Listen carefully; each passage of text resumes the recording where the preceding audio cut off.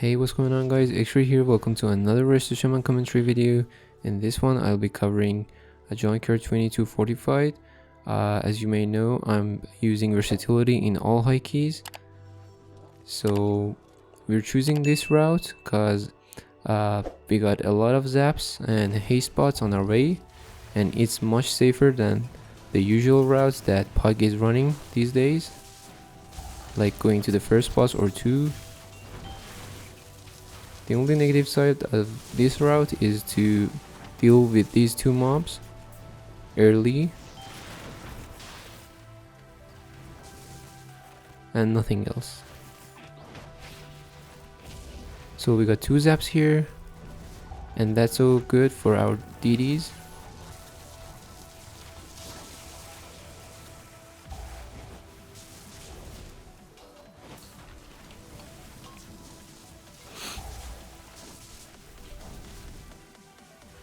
Careful on that.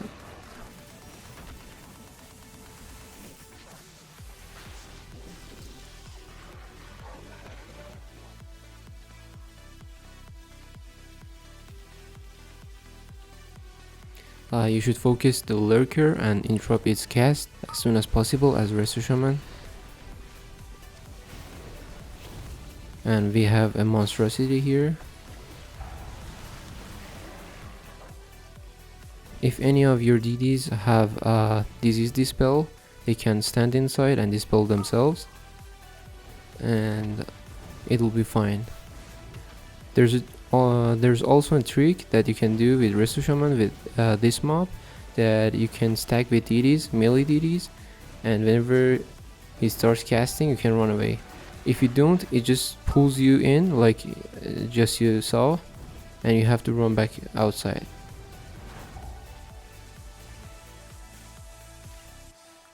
And you gotta watch out those charges that slimes do.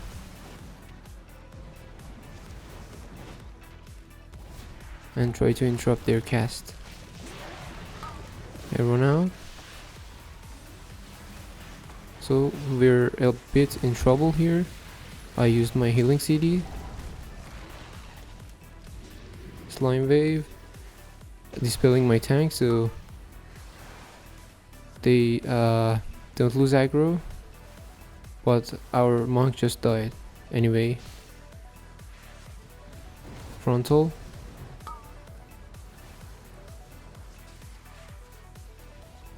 That was a spicy pull, but we costed in losing one of our DDs.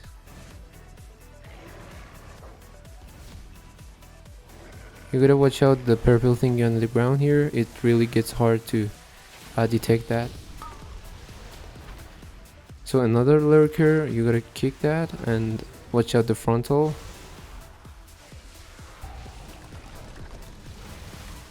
Running out.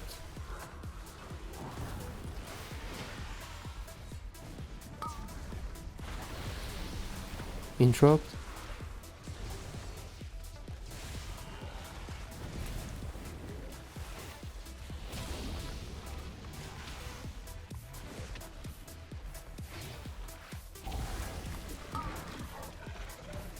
Running out, interrupt.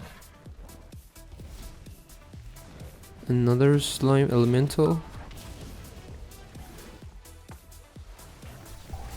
Slime bolt doesn't really do much. You just gotta watch out the slime wave. It literally one-shots you.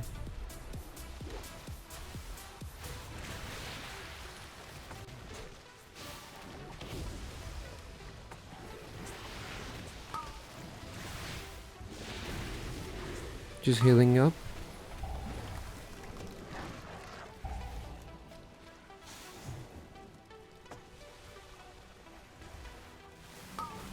Monstrosities are the worst mobs in Sanguine Wicks because they can easily heal themselves up.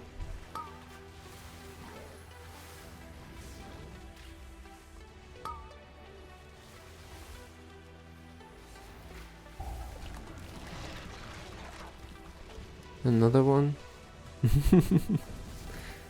As you can see, our monk can dispel himself, but seems it's on cooldown now. Yeah, he just dispelled himself. he can always stand inside and just dispel himself. And if you dispel once, you won't get the debuff again. It's just once.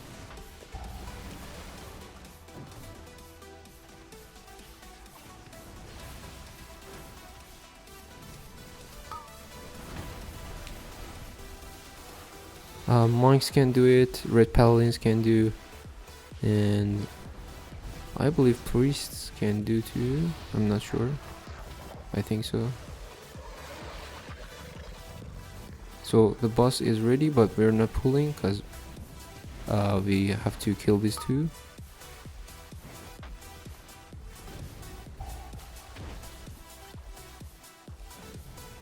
Slime wave, dodging.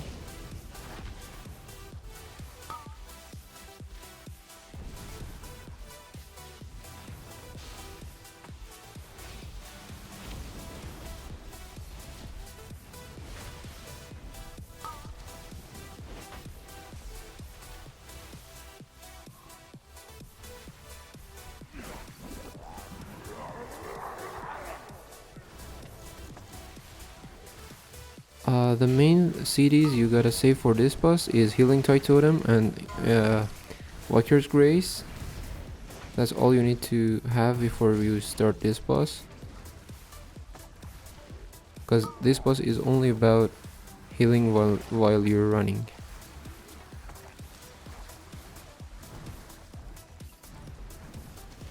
And you can just pop your Ascendance while he's lower than 50% and heal everyone up. And this boss gets really harder in Grievous Week, as you can see, since it does auto damage to party and just everyone gets Grievous. So if you don't heal him up, it just gets worse and worse.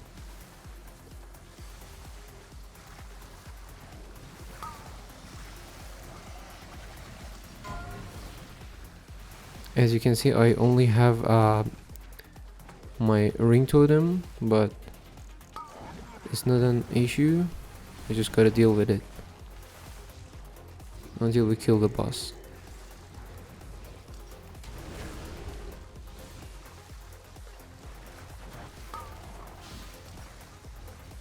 This is a great example of healing your party in heavy boss fights in Grievous Week. I'm almost healing 40k per second, as you can see in the details. That's how you heal your party.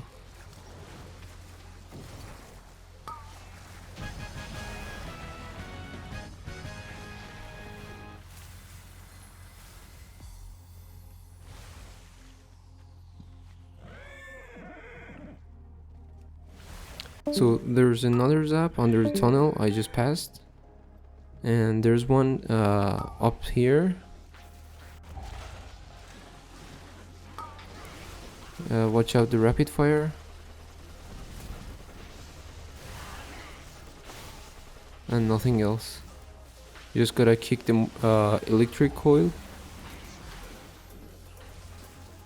What was it called?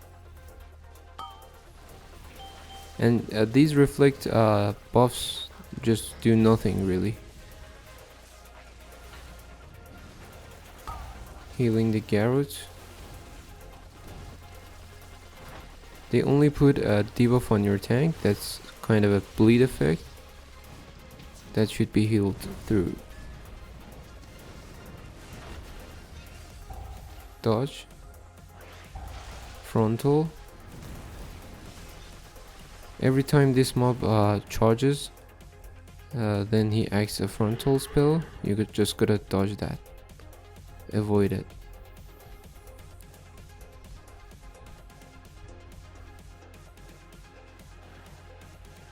In this dungeon you gotta be careful on patrols. There's a lot of them and you might accidentally pull any of them. So we pull these two separately because they have this spell. It's kind of a real thingy, and our melee DDs can't do much damage if you pull extra, and they also cause this smoke. so we can't kick their casts and they just can heal themselves back up. You gotta kick these two, they're so important to kick. If you don't, they just heal themselves to 100%.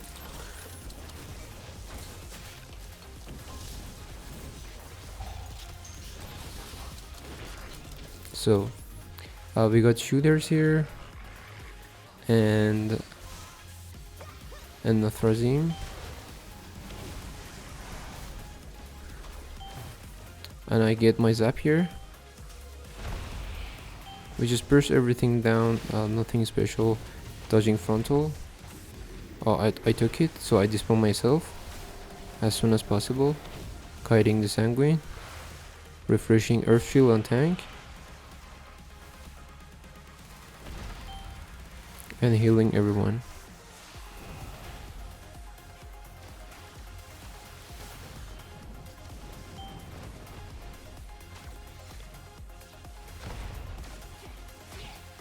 So the mob you're watching on the right side of my screen, which is named Weaponized Crawler, is the hardest one you should heal in this week, especially if Fortified is combined with Grievous, cause it's really hard to heal it in hierarchies. You gotta save healing CDs for that. As you see, I'm precasting a healing rain, and this is how you must heal your party. You just gotta precast everything and make sure you're ready for that big damage.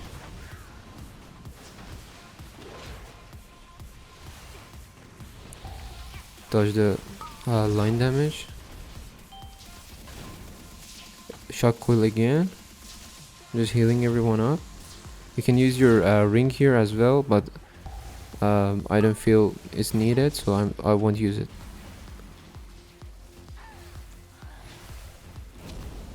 Resto Shaman has really strong healing without any CDs, so most of the time I don't feel the urge to use my CDs. Dispelling tank on 2 stacks or 3.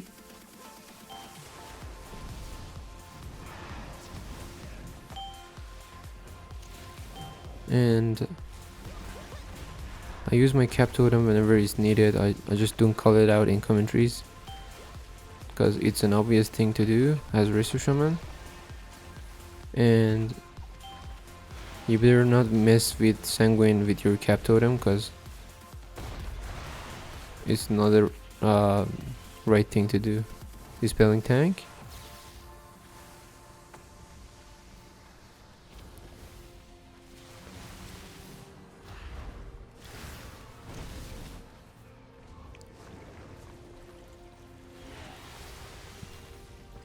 So you can hex this, but my teammates always help me.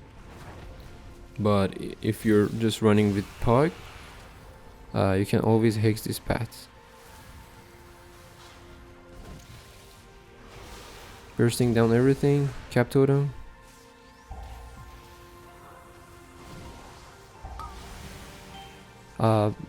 These mobs do a cast called Bark. That's a frontal. You have to really focus and watch out where it's being cast. It deals heavy damage, as you saw. I took it. It puts a dot on you, so you take continuous damage.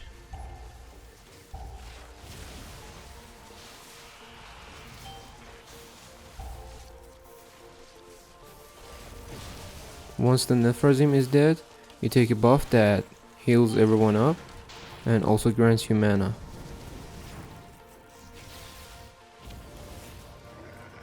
I went to get the tanky bot, but our monk took it.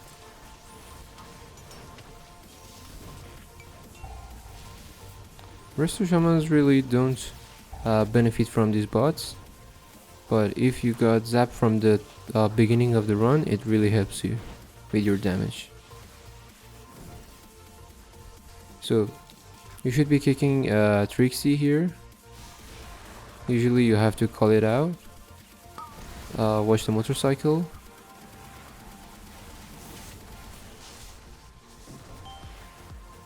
You gotta interrupt that. This fight is pretty easy, just kick the cast and dodge the motorcycle and nothing else. If someone gets hit by the cast, they just use defensives or heal themselves. Mega Tase, you gotta run to the cloud so you don't take it. Easy. Interrupt. That's how easy this boss is.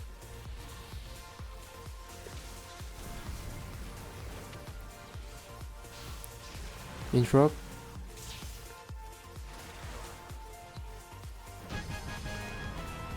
And we go to the first boss now.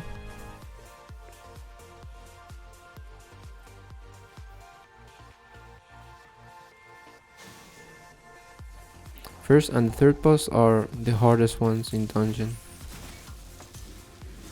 in terms of healing. So we just stun everything. On this pack, the most important cast is Grasping Hex. If you don't interrupt it, you all get rooted, and it's really heavy damage that sometimes it's unhealable and may wipe you, because it gets combined with the gyro wheel thingy and you make it cleave down. So it's so important to be interrupted.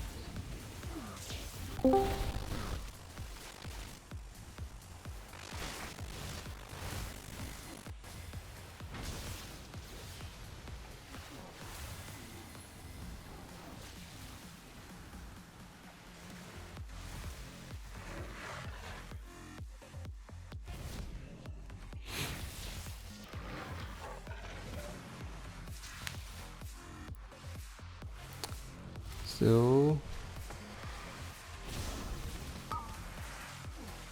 well, watch out the frontal, dispelling my shaman. Water shield. The only thing you have to worry about on these mobs is their bomb thingies that they throw at your feet. You just gotta dodge those. This one. No, it's not this one. It just looks like it, but. And the two bullies, they just do a frontal shockwave. It's a one-shot mechanic, kinda, in high keys. You just gotta dodge that and interrupt the enrage cast. And if they take the enrage, if you got a hunter, druid, or rogue, they can easily purge the enrage effect. We kill these two separately, and we just pull the boss. One of the good things about this route is that you have bloodlust on this boss.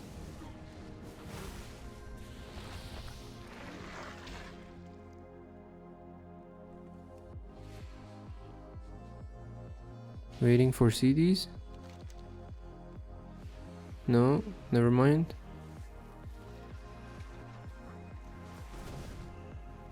So with Bloodlust, I use my Earth Elemental for more damage.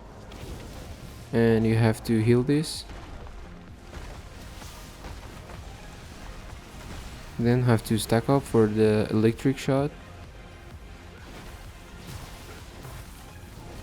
And to be honest, the robot is the one that you only need to kill the minions.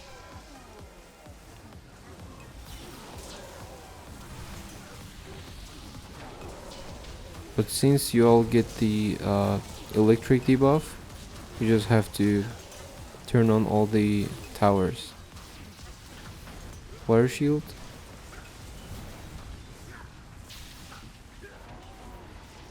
Oh my god, he just got nuked.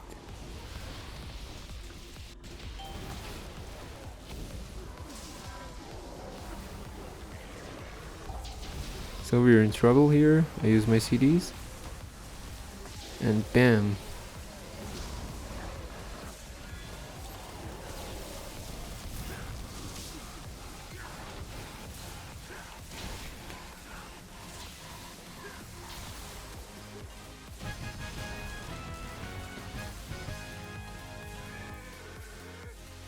So we're missing 25% and the last boss. The only thing that you must know for mobs that are before the last boss, there's a mob called Renomalizer that can cast a spell called Shrink that must be interrupted. If you don't, you just have to dispel it ASAP. You'll see it right now. This one, you got to dispel the shaman. Otherwise, if anyone steps on him, he just instantly dies. Dispelling Hunter. Interrupt charge coil. Shrink. Got interrupted.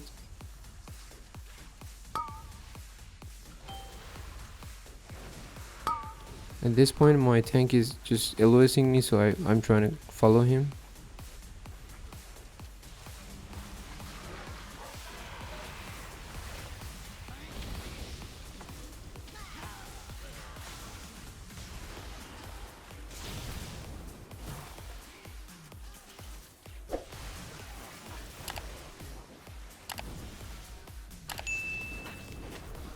And we easily get at 12% here.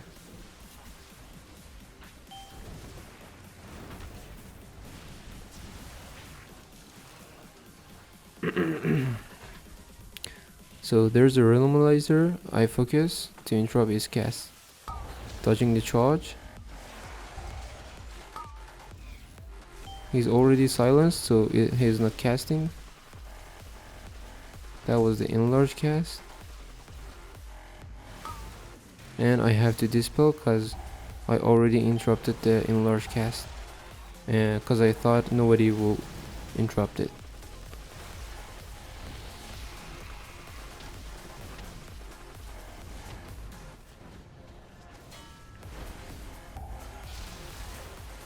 Dodging the rapid fire.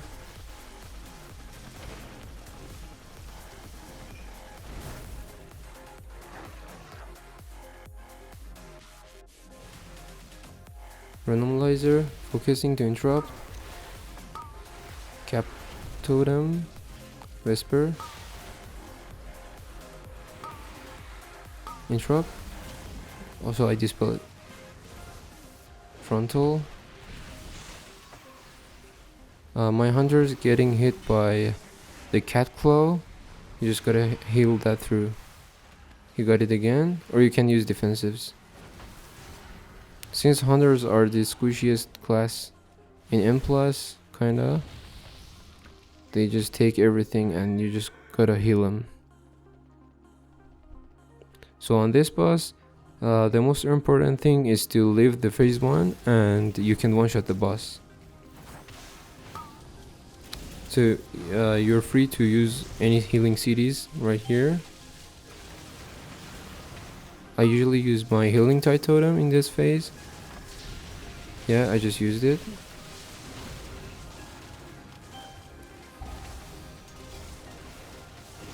Or you can save it when you're going upstairs, because you take some damage right there.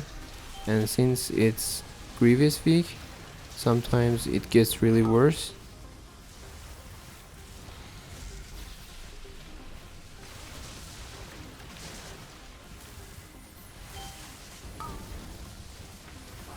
So it's the right one.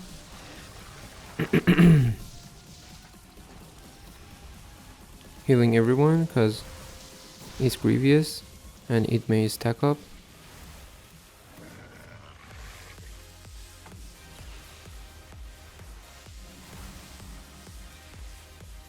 You can jump.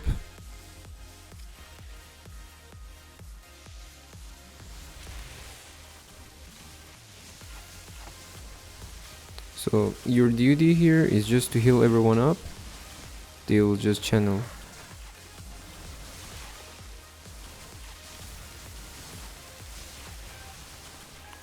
And once you're close to start the boss, Your DDs can go into the red areas and get teleported back to the boss. We ain't got the bloodlust, but we still can kill the boss.